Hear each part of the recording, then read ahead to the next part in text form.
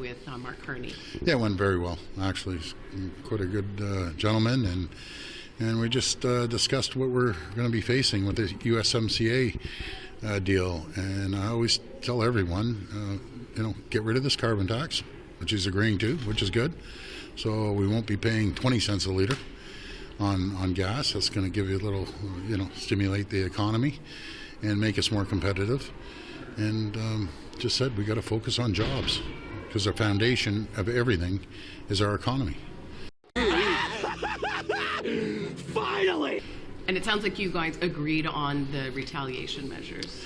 Yes, we did. So we're going to go down there tomorrow, and I want to make sure everyone understands the expectations is to go down there, build that relationship, talk about the USMCA. We aren't walking away with the USMCA, but for years being in business, it's all about building the relationship, understanding what they require, what our needs are, and move forward. And let's get this moving forward as quickly as we can. It was a whirlwind day yesterday for sure. Hopefully you got a little bit of sleep. 4 hours. At this point, at the end of the day, you were back on American networks. Mm-hmm. There were some quotes from the inner circle of Trump, more or less declaring this a win yesterday. Yeah. So what are your thoughts? Is this a win for Trump, or how do you back from that? If they want to call it a win, whatever. It's they're playing politics. But here and there, what happened yesterday very clearly, Secretary Lutnick called me. I didn't call him. Put an olive branch out. And only a foolish person would decline or hang up on someone and say, I'm not listening. We said, well, that's fine. We need a meeting, and we need it right away. He agreed. He said, fly down tonight, fly down tomorrow, the next day. We're bringing Minister LeBlanc with us and the ambassador to have that conversation, to sit down and see what their requirements are, what their needs are.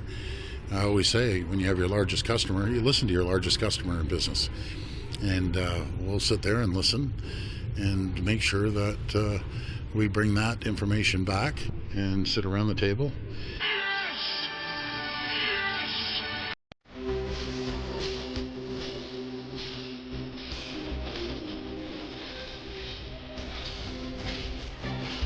It's the federal government that's leading this, not myself. They're going to lead the negotiations.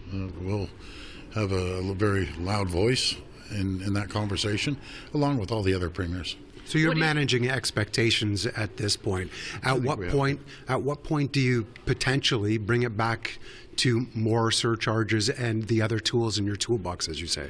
Well, we're seeing what's going to happen. I know Dominic LeBlanc is out right now talking about the $29-30 billion, the retaliatory tariffs. Our message down there tomorrow is let's stop this. It's going to hurt both economies. It's American people that are going to get hurt. Canadians are going to get hurt. Let's sit down and start moving forward on what you want to see in the USMCA and what we want to see in the USMCA. Does the actions in Ottawa today hamper what you're going into tomorrow? I don't think so. A little bit of uncertainty. I'd encourage all parties. Let's bring certainty to the table. Let's let the people of Canada decide who they want to lead this country for the next 4 years. And we're going to work with anyone. I don't care if it's NDP, Liberal, Conservative. I work with anyone, as long as they have the best interests of Ontario. Premier, you've had some pretty tough talk over the last number of weeks, specifically directed at the president. Do you think that resulted in this meeting in Washington, and do you plan to tone down the rhetoric in light of it? Well, first of all, you can agree or disagree with the president. You can like him or dislike him. He's the president. And it doesn't matter if he was a Democrat or Republican. He's the president. You got to respect the office of the president, respect the president, and go down there and negotiate in good faith. And we have some smart people going down there, and they have smart people. But that's all part of negotiations. He called you a strong man yesterday when he was leaving the White House. Well, I appreciate that. I do. I appreciate it. But we have to go and negotiate properly and sit down at the table. And I'm grateful for those comments. What do you expect will come of this Premier's meeting today? Well, we'll have a good discussion on where we're going, conversation. I'll talk to premiers every single day right across the country. It's really a Team Canada approach, and that's the way we have to approach it. And all different political stripes, but we're one team, and it's Team Canada. I'll get advice off the premiers, as I always do. I'm always very, very clear every time I speak to you folks or anyone. I don't represent all the provinces. I don't represent the federal government. I represent Ontario. Does that play into what you're bringing to the table in Washington tomorrow? I believe so. We'd be the third largest trading partner in the world if we were a standalone country, and they recognize that we're the number one trading partner to 17 states, number two to 11 others. So that pulls a lot of weight. And our biggest allies right now, anywhere, are the American people, and they're getting frustrated.